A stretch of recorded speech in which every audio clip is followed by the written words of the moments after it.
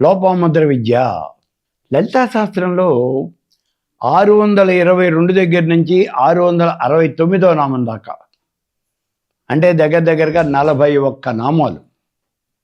ఈ 41 నామాల్లోనూ కూడా లోపాముద్ర విద్య దీన్ని చెప్పడం జరుగుతూ ఉన్నది. ఈ లోపాముద్ర విద్య అంటే ఏమిటి అసలు? మనం ఇక్కడ కనుక చూస్తే శ్రీ విద్య, ఆది విద్య, కాది విద్య అని 2 రకాలుగా ఉన్నది అని మనం చెప్పుకున్నాం. అంటే ఇక్కడ సాది విద్య కూడా ఉందని చెప్పాను, కానీ సాది విద్యను మనం ఎక్కువగా ఉటంకించం. తేషుద్వాం మన్రాజవతు వరిష్ట వింధ్యమర్దన లోపాముద్ర కామరాజ ఇది ఖ్యాతి ఉపాగతౌ. లోపాముద్ర కామరాజ ఈ 2 విద్యలేనయ్యా బాగా ఉపాసనలో ఉన్నటువంటిది, ప్రాచుర్యంలో ఉన్నటువంటిది ఈ 2. అయితే ఇక్కడ కాది విద్య అంటే ఏమిటి, ఆది విద్య అంటే ఏమిటి ఒక్కసారి 1 నిమిషం చెప్పుకుందాం. కకారంతో మంత్రం మొదలైతే దాన్ని కాది విద్య అని, హకారంతో మొదలైతే ఆది విద్య అని అంటారు. ఈ విషయం గతంలో చెప్పుకున్నాం. అంటే కయేల హ్రీం కకారంతో మొదలవుతుంది, అది కాది విద్య. అదే ఆది విద్య అయితే హకారంతో హసకల హ్రీం హకారంతో మొదలవుతుంది. ఇప్పుడు కకారంతో మొదలైతే కాది విద్య, హకారంతో మొదలైతే ఆది విద్య. ఇక్కడ చూడండి, ఈ విద్యల్లో లోపాముద్ర కామరయ ఇది ఖ్యాతి ఉపాగతం. లోపాముద్ర విద్య, మన్మథ విద్య అని 2 రకాలు ఉన్నాయి అన్నాడు. మన్మధుడు అంటే మొట్టమొదటిగా అసలు పంచదశి మహామంత్రాన్ని తాను ఉపాసించి తరించి భూలోకానికి తీసుకొచ్చిన వాడు మన్మధుడు అని చెప్తున్నది మనకి ఉన్నటువంటి ఆ శాస్త్రం అంతా కూడా. కాబట్టి ఇక్కడ శ్రీ విద్యకి ఋషి ఎవరు అని అంటే మన్మధుడనే చెప్పాలి మనం. తానే ఆ మంత్రాన్ని ఉపాసించి తీసుకొచ్చాడు అనరు. అయితే మనం రియల్గా చెప్పేటప్పుడు మంత్రం చెప్పేటప్పుడు అస్య శ్రీ పంచదశి మహామంత్రస్య అన్నప్పుడు దక్షిణామూర్తి ఋషి అని చెప్తున్నాం, దక్షిణామూర్తి ఋషి అని చెప్తున్నాం. కాబట్టి ఇక్కడ మనకు అర్థమవుతూ ఉన్నది ఏమంటే మన్మధుడు ఆ మంత్రాన్ని ఉపాసించి తరించాడు, అంతేగాని ఆ మన్మధుడు దర్శించిన వాడు మాత్రం కాదు, ద్రష్ట మాత్రం కాదు. ద్రష్ట దక్షిణామూర్తి, ఆయనే ఋషి. ఇప్పుడు లోపాముద్ర కామరాజ ఇది ఖ్యాతి ఉపాగత.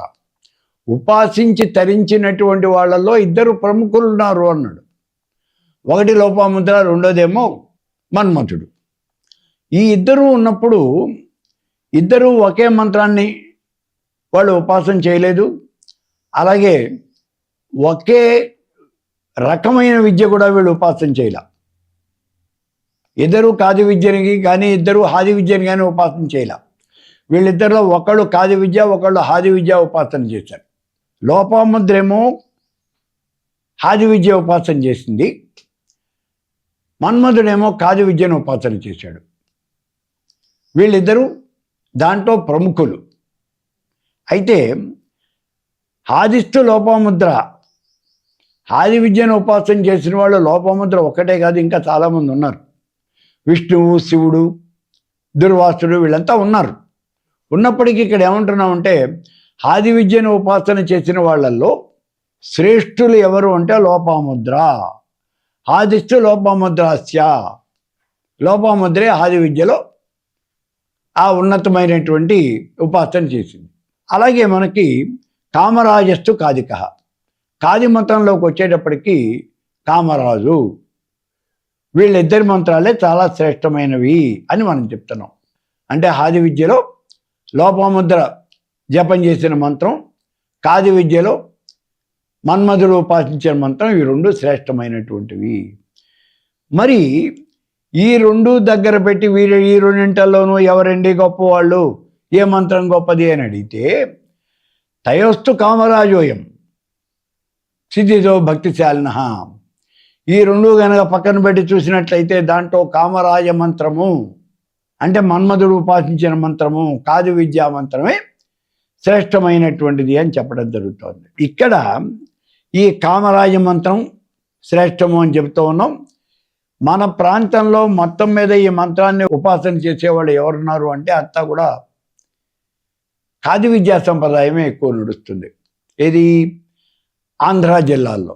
అదే మనం తెలంగాణ ప్రాంతాల్లోకి వచ్చేటప్పటికీ ఇక్కడ ఎందుకనో కారణం నాకు తెలియదు కానీ ఖాదీ విద్యా సంప్రదాయం ఎక్కువగా నడుస్తుంది తెలంగాణలో. అదే కర్ణాటకలో కనుక వెళ్ళినట్లయితే దుర్వాస సంప్రదాయం నడుస్తోంది అని చెప్పేసి అంటూ ఉన్నారు. ఇప్పుడు ఈ లోపాముద్ర విద్య 622వ నామం దగ్గర నుంచి 669వ నామం దాకా ఈ లోపాముద్ర విద్య చెప్పడం జరుగుతుంది. క్లీంకారీ, క్లీం అంటే కామరాజ బీజము, క్లీం అంటే శివకాముడు. ఆ శివకాముడి యొక్క శక్తి, ఆయన యొక్క భార్య శివకామేశ్వరి, ఆవిడ ఆ క్లీం బీజ స్వరూపురాలు. అటువంటి ఆవిడ క్లీంకారీ, క్లీం అనే ఆ బీజాక్షరంతో ఆవిడ సూచించబడేటటువంటిది. కేవల అన్ని రకాలైనటువంటి ధర్మాలు కూడా వదిలివేయటం వల్ల ఒంటరిగా ఉండేటటువంటిది, కేవలుడుగా ఉండేవాడు, కైవల్యము అని అన్నాం. కైవల్యము అంటే ఏమిటి? మనకి ఏమీ లేకుండా కేవలుడుగా ఒంటరిగా ఉండేటటువంటి వాడిని కైవల్యుడు అని అంటారు. అతను పొందే స్థితినే మనం కైవల్యము అని అంటాం. వైష్ణవంలో మోక్షాన్ని 2 రకాలుగా విడగొట్టారు. ఒకటి ఏమిటి అంటే కైవల్యము, రెండోది భగవత్ ప్రాప్తి అన్నారు. రామానుజుడు ఇలా విడగొట్టుకున్నాడు, కైవల్యము భగవత్ ప్రాప్తి అని.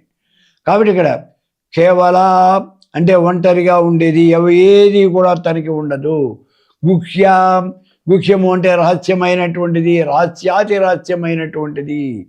ఎందుకని రహస్యాతి రహస్యమైనటువంటిది? భగవంతుడు ఎక్కడన్నా రహస్యంగా ఉండిపోతాడా? మరి ఇక్కడ అమ్మవారు రహస్యంగా ఉండటం ఏమిటి అంటే, ఎవరికి రహస్యంగా ఉండేది? తెలియనటువంటి వాళ్ళకి రహస్యంగా ఉంటుంది. తెలిసినటువంటి వాళ్ళందరికీ కూడా ఆవిడ వాళ్ళకి సాక్షాత్కరిస్తుంది కదా, ఇంకా రహస్యం ఉంది ఇందులో. వాళ్ళు ఆవిడ యొక్క మంత్రాన్ని జపం చేస్తున్నారు కదా. కాబట్టి గుహ్య కైవల్యపదాయని, ఈవిడ రహస్యమైనటువంటిది కాబట్టే ఈవిడ యొక్క మంత్రాన్ని ఎవరికి చెప్పద్దు అని అంటూ ఉన్నారు. ఎవరికి చెప్పద్దు అంటే ఎవరికి చెప్పకూడదు అని కాదు. ఎవరికి చెప్పకూడదట? అర్హులైనటువంటి వాళ్ళకి మాత్రమే చెప్పాలి, అనర్హులకి చెప్పకూడదు అని. కైవల్యపదాయని, కైవల్యము కేవలము ఒక స్వభావమే ఉండేటటువంటిది. కైవల్యాన్ని పదదాయిని, కైవల్య పదాన్ని దాయిని ఇచ్చేది, మోక్షాన్ని ఇచ్చేది. అమ్మవారిని అర్చన చేసినటువంటి వాళ్ళకి మోక్షం వస్తుంది అని చెప్పుకున్నాం మనం. ఈ మోక్షము దాన్నే ముక్తి అంటారు. దీన్ని 5 రకాలైనటువంటి ముక్తిగా ఇక్కడ చెప్పడం జరుగుతూ ఉన్నది. షట్చక్రాలను ఆ పరమేశ్వరుని ఆరాధిస్తూ ఉంటాం. మణిపురంలో అర్చించేటటువంటి వాళ్ళు సాక్షి రూప ముక్తి పొందుతారు. అంటే ఆ పరమేశ్వరుండే పురానికి దగ్గరగానే ఒక పురాన్ని నిర్మించుకొని అందులో ఉంటారు. దీన్ని సాక్షి రూప ముక్తి అని అంటారు. అనాహతంలో ఆ పరమేశ్వరిని అర్చించేవాళ్ళు సాలోక్య ముక్తి. ఆ పరమేశ్వరి ఏ లోకంలో అయితే ఉందో ఆ లోకంలోనే వీళ్ళు కూడా ఉంటారు. విశుద్ధి చక్రంలో అర్చించేవాళ్ళు సామీప్య ముక్తి పొందుతారు. అంటే అమ్మవారికి అతి దగ్గరగా ఉండి సేవలు చేస్తూ ఉంటారు. ఎవరు వీళ్ళు?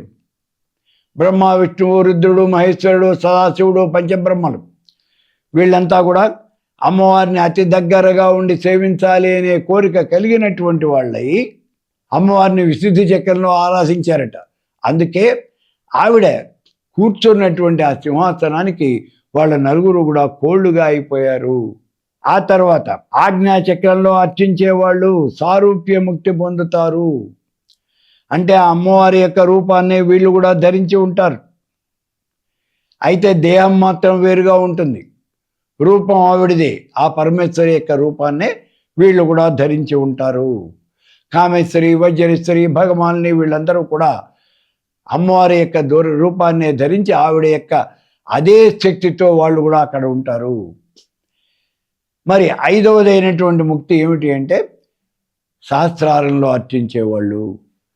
శాస్త్రాలలో అర్చించేటటువంటి వాళ్ళు సాయుధ్యం పొందుతారు. వాళ్ళ యొక్క జీవాత్మ పరమాత్మలో లీనమైపోతుంది. అదే కైవల్యము అని అంటూ ఉన్నారు వైష్ణవులు. కాబట్టి అటువంటి కైవల్య పదము దాయిని ఇచ్చేది, కైవల్యాన్ని ఇచ్చేది. కైవల్య పదాయిని. ఆ తర్వాత 626వ నామం చూడండి. త్రిపుర. శరీరంలో ముఖ్యమైనటువంటి నాళ్ళు ఉన్నాయి. ఇడ, పింగళ, సుషుమ్న నాళ్ళు. ఈ ముఖ్య నాళ్ళు, ఈ నాడులే, వీటినే త్రిపురములు అని అంటారు. ఈ త్రిపురముల యందు ఉండేటటువంటిది త్రిజగద్వంద్య, ముల్లోకముల చేతను వంద్య, నమస్కరించబడినటువంటిది. ముల్లోకములలో ఉండేటటువంటి జీవకోటి, ప్రాణికోటి అంతటితోనూ కూడా నమస్కరించబడేటటువంటిది. త్రిమూర్తి. 3 సంవత్సరముల వయస్సు కలిగినటువంటి కన్య. శరన్నవరాత్రుల్లో బాలార్చన చేసేటప్పుడు 3 సంవత్సరములు కలిగిన కన్యని మనం అర్చన చేస్తాం. ఆవిడనే త్రిమూర్తి అని అంటాము.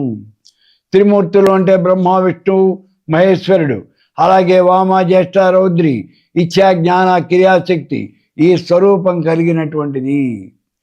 త్రిదశేశ్వరి. దేవతలందరికీ కూడా ఈశ్వరి. అందరు దేవతలకి త్రిదశేశ్వరి, 13 దేవతలకి కూడా ఈవిడ ఈశ్వరి అని చెప్పడం జరుగుతూ ఉన్నది. 33 గణాలకి కూడా అధిపతి అని చెప్పబడుతూ ఉన్నది. 33 గణాలు అంటే ఎవరు? ఏకాదశ రుద్రులు, ద్వాదశాదిత్యులు, అష్టవసువులు, ఇంద్రుడు, ప్రజాపతి, మొత్తం కలిపి 30 మంది. ఈ విషయం ఎక్కడంటే బృహదారణ్యకోపనిషత్తులో చెప్తాడు యాజ్ఞవల్కుడు. కాబట్టి వీళ్ళందరి చేతను అర్చించబడేటటువంటిది త్రైక్షరి. త్రైక్షరి 3 బీజముల చేత అర్చించబడేది. 3 బీజాలు ఏమిటి? ఐం క్లీం సౌః, ఐం హ్రీం శ్రీం. ఇవన్నీ కూడా 3 బీజములు. ఇలా 3 బీజముల చేత అర్చించబడేది త్రైక్షరి. దివ్యగంధాఢ్య. దివ్యగంధాఢ్య, దివ్యంది పుట్టినటువంటి వాళ్ళు దేవతలు. ఈ దేవత అందరితోనూ కూడా ఆరాధించబడేటటువంటిది. సింధూర తిలకాంచిత. సింధూరము. సింధూరము అంటే మనకి తెలుసు, దేవాలయాల్లో మనం మోహన్ పెట్టుకుంటూ ఉంటాం. ఆంజనేయ స్వామి గుడిలో ఎక్కువ ఉంటుంది. అటువంటి సింధూరము ఆ తిలకముతోనే అర్చించబడేది. ఎర్రని చూర్ణము, గోరోజనము దీని చేత అర్చించబడేది. ఉమా. ఉకారము అంటే శివుడు, మకారము అంటే పార్వతి. ఉమా అంటే శివశక్తుల యొక్క కలయిక. వాళ్ళిద్దరూ కలిసినటువంటి రూపము. శ్రీ విద్య అంటే అది కేవలం శివుడు కాదు, కేవలము శక్తి అంతకన్నా కాదు, శివశక్తుల యొక్క స్వరూపము. ఆ స్వరూపము కలిగినటువంటిది శైలేంద్ర తనయ, హిమవంతుడి యొక్క కుమార్తె హైమవతి. ఇక్కడ ఈ ఉమా అనేటటువంటి దానికి కేనోపనిషత్తులో ఒక కథ ఉంది. ఉమాదేవి అని ఒక కథ ఉంది. ఏమిటా ఉమాదేవి? దేవదానవులు అనేక సార్లు వీళ్ళ మధ్య యుద్ధం జరిగింది. ప్రతి యుద్ధంలోనూ ప్రతిసారి కూడా దేవతలే ఓడిపోతారు, రాక్షసులే, దానవులే విజయాన్ని సాధిస్తారు. అయితే ఒకసారి దేవదానవ యుద్ధంలో ఈ దేవతలు విజయం సాధించారు. విజయం సాధించిన తర్వాత ఆ విజయం సాధించినటువంటి దానికి గుర్తుగా దేవతలంతా కూడా విజయోత్సవం ఏర్పాటు చేసుకున్నారు. అటువంటి విజయోత్సవం ఏర్పాటు చేసుకున్నటువంటి ఆ సమయంలో వాళ్ళ ఎదురుకుండా ఒక పెద్ద ఆకారం వచ్చి నుంచుంది. దేవతలు ఎదురుకుండా ఒక పెద్ద ఆకారం, దాన్నే భూతము అంటారు. భూతము అంటే ఆకారం. ఒక పెద్ద భూతం వచ్చి నుంచుంది. దాన్ని చూడంగానే దేవతలకి అందరికీ కూడా భయం వేసింది. ఏమిటి భూతం? ఎవరు కనుక్కుంటారు? అది ఏమిటి అనే విషయం ఎవరు కనుక్కుంటారు? అప్పుడు దేవతలంతా కూడా అగ్నిదేవుడి దగ్గరికి వచ్చారు. ఓ అగ్నిదేవ, దేవదానవ యుద్ధంలో నువ్వే చాలా గొప్పగా యుద్ధం చేశాను అని చెప్తూ ఉన్నావు కదా, రాక్షసులందరినీ కూడా నా యొక్క అగ్నికేలలతో దహించి వేశాను అని చెప్తున్నాడు అగ్నిదేవుడు. మరి అంత గొప్పవాడే కదా, వెళ్ళి ఆ భూతం ఏదో కనుక్కురావయ్యా అన్నాడు. వెళ్ళాడు. ఎవరు నువ్వు అని అడిగింది ఆ భూతం. ఈయన అంటాడు, నేను అగ్నిదేవుణ్ణి. ఏమిటి నీ గొప్పతనం? ఈ సృష్టిలో ఏ వస్తువునైనా సరే క్షణంలో నేను భస్మీపట్లం చేస్తాను. అవునా? అట్లా అయితే ఇదిగో గడ్డిపోతుంది ఇక్కడ, ఈ గడ్డిపోతుని భస్మం చెయ్యి అంటుంది. ఈయన బ్రహ్మాండమైనటువంటి అగ్నిజ్వాలలు సృష్టించాడు. ఆ గడ్డిపోచ భస్మం కాల. ఇంతేటయ్యా నీ యొక్క గొప్పతనం అంది ఆ భూతం. తలకాయించి వెళ్ళిపోయాడు అగ్ని. ఇప్పుడు వాయువు, దేవతలంతా వాయువు దగ్గరికి వెళ్ళి, వాయువు నువ్వు వెళ్ళి కనుక్కోవయ్యా అన్నారు. వాయువు వచ్చాడు. నువ్వు ఎవరు అడిగింది భూతం. నేను వాయువును, నన్ను మాతరిస్తుడు అంటారు, అంతరిక్షంలో చరిస్తూ ఉంటాను. సరే, నీ గొప్పతనం ఏమిటి? ఎటువంటి వస్తువునైనా సరే ఈ జగత్తులో నేను నా గాలులతో ఎగరగొట్టేస్తాను. అవునా? అట్లయితే ఎగరగొట్టవయ్యా చూద్దాం. ఇదిగో ఇందాక వాడు వచ్చి ఇట్లాగే చెప్పెళ్ళాడు, ఈ గడ్డిపోచ ఇక్కడే ఉంది, దాన్ని నీ గాలులతో ఎగరగొట్టు అని. వాయువు విపరీతమైనటువంటి గాలులు ఇచ్చాడు. ఏమీ లాభంలా, ఆ గడ్డిపోచ కదలను కూడా కదల్లా. ఇంతేనా అంది ఈ భూతం. ఆయన కూడా తలకాయించుకు వెళ్ళిపోయాడు. ఇప్పుడు ఇంద్రుడి దగ్గరికి వెళ్ళారు. ఓ దేవేంద్ర, నువ్వే కనుక్కోవాలయ్యా, వాళ్ళ వల్ల కాలేదు అన్నారు. ఇంద్రుడు వజ్రాయుధం తీసుకుని ఆ భూతం దగ్గరికి వెళ్ళాడు. అక్కడ ఆ భూతం ఉండదు. అక్కడ ఉమాదేవి సాక్షాత్కరిస్తుంది. అమ్మా, ఎవరు నువ్వు? ఇప్పటిదాకా ఎవరో ఒక పెద్ద భూతం ఉన్నది అని చెప్పారు. ఇక్కడ ఆ భూతం ఏది? నువ్వెందుకు ఉన్నావు? ఎవరు నువ్వు అని అంటే, నేను ఉమాదేవిని, నేనేనయ్యా పరమేశ్వర స్వరూపాన్ని. ఇందాకటి దాకా ఇక్కడ కనిపించినటువంటి భూతం ఏమిటి అంటే పరమేశ్వర స్వరూపమే. దేవతలందరికీ కూడా మా యొక్క బలం వల్లే ఈ దానవుల మీద విజయం సాధించాము అని వాళ్ళ గర్వం అనేది బాగా పెరిగిపోయింది. అందుకని చెప్పేసి ఆ గర్వాన్ని కర్వం చేయటానికి, దాన్ని నాశనం చేయటానికే నేను ఇట్లా వచ్చాను. నేను పరమేశ్వర స్వరూపాన్ని అని చెప్తుంది. ఈ రకంగా పరమేశ్వర స్వరూపాన్ని మొట్టమొదటిసారిగా దర్శించినటువంటి వాడు ఎవరు అంటే ఇంద్రుడు. అక్కడ ఉమా అని అంటే ఆ పరమేశ్వరి యొక్క స్వరూపము. అందుకు అక్కడ ఉమా శైలేంద్ర తనయ పర్వతరాజు యొక్క కుమార్తె పార్వతి. ఈ లోకంలో ప్రసిద్ధి చెందినటువంటి పర్వతాలు 7 ఉన్నాయి. హిమవత్పర్వతం, నిషాదం, వింధ్యపర్వతం, మాల్యవంతం, పారియాత్రం, గంధమాదనం, హేమకుండం. మొత్తం 7 పర్వతాలు ఉన్నాయి. ఈ 7 పర్వతాలలోనూ కూడా ఉన్నతమైనటువంటిది హిమవంతుడు. ఆ హిమోత్పర్వతము ఆయన యొక్క కుమార్తె శైలేంద్రతనయ గౌరీ, గౌరవర్ణము కలిగినటువంటిది గౌరీ. ఈ గౌరీ అనేది మళ్ళీ మనకు మంత్రం ఉంది. అస్య గౌరీ పంచాక్షరీ మహామంత్రస్య. గౌరీ పంచాక్షరి మహామంత్రం ఉంది మనకి. ఐం హ్రీం శ్రీం క్లీం గౌరీ అయి నమః. ఇది మంత్రం. సామాన్యంగా స్త్రీలందరికీ కూడా శిష్టాచార సంప్రదాయం కలిగిన వాళ్ళ ఇళ్లలో స్త్రీలందరికీ కూడా ముందు గౌరీ పంచాక్షరి అనేది చెప్పడం జరుగుతుంది. గంధర్వ సేవిత, గంధర్వుల చేత సేవించబడుతూ ఉన్నటువంటిది. గంధర్వులు 2 రకాలుగా ఉన్నారు. ఒకటి మానవ గంధర్వులు, దేవగంధర్వులు. అంటే మానవత్వాన్ని పొంది మానవులుగా ఉన్నటువంటి వాళ్ళు, మంచి పనులు చేసి గంధర్వత్వాన్ని పొందినటువంటి వాళ్ళు వీళ్ళు ఒకళ్ళు. రెండోది జన్మ చేతనే గంధర్వులుగా వచ్చినటువంటి వాళ్ళు వేరు.